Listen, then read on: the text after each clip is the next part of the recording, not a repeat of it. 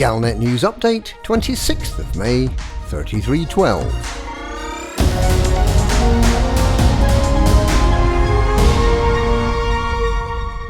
The Pilots Federation has announced a final, exact date for the launch of the new Operations Mission System, and they've described in step-by-step detail how one of the missions will work.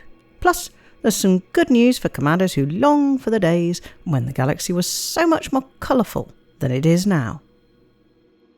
Originally planned for December last year, the Pilots Federation has twice delayed the launch of Operations, the new mission-running system with its own currency, the Merc coin. Having announced in April that Operations would be released in June, they've now clarified that the launch date will be Tuesday the 30th of June, barring, of course, a need for any more last-minute adjustments. The Pilots Federation would prefer to have a little more delay if this means getting it right. This initial release of Operations will have 6 different types of mission, with more types planned for the coming months. Each Operations mission will comprise a series of tasks, all of which must be completed to qualify for the reward, which will include Merc coin, which can be used to buy exclusive ship modules and upgrades. Credits, materials and merits are also available as rewards, with more challenging missions offering higher rewards. We haven't yet been told whether missions can be undertaken by a solo commander, but each mission type will be available in 2 distinct levels of difficulty, suggesting that it may be possible. So, let's have a look at what the Pilots Federation has told us about one of the missions, Operation Firestorm Rescue. This one is an entirely ship-based operation, where you are hired to rescue hostages from a burning station. The hostages are being held by crazy outlaw pirates who think it would be a great idea to turn the starport heat right up to the max, so if you don't rescue them, the hostages are gonna turn crispy. The pirates have also closed the docking bay blast doors, so you need to find a way in before you can do any rescuing. Up to 4 commanders can take part together. As long as they're docked, it doesn't matter where in the galaxy they are. The squad leader will take the mission and invite others to take part. Everyone taking part gets picked up by the Operation Runner megaship, where they can swap their current ship and adjust their loadout. Once everyone's ready and have finished popping emotes, whatever that is, the operation will start. After leaving the Operation Runner and flying to the scene of the crime, you're going to have to work together. There appear to be hostile pirate ships swarming around, but someone is going to have to get those blast doors open. There's a subtle way and a not so subtle way. There are 2 shutter clamps to defeat. You can either hack them both with a recon limpet, or you can try to destroy them using firepower.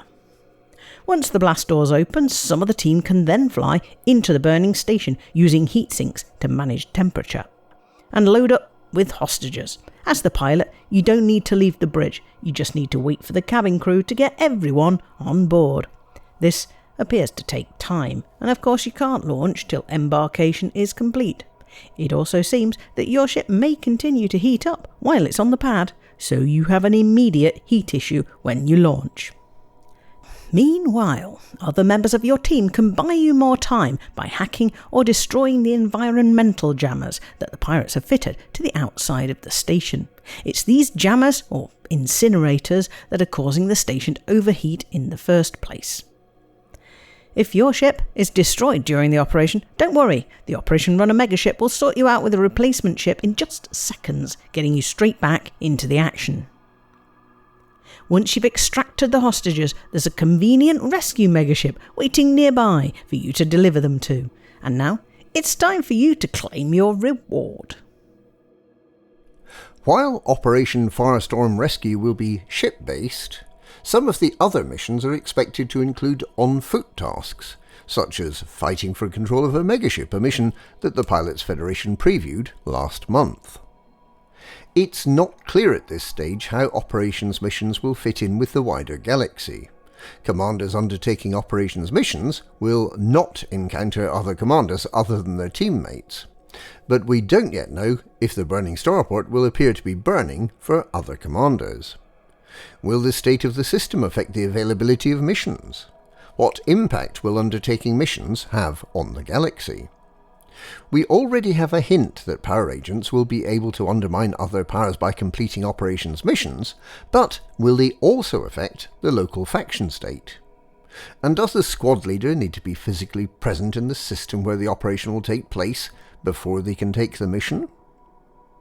There are many unanswered questions which should hopefully all be answered when the Pilots Federation launches operations in just 5 weeks, on Tuesday, the 30th of June.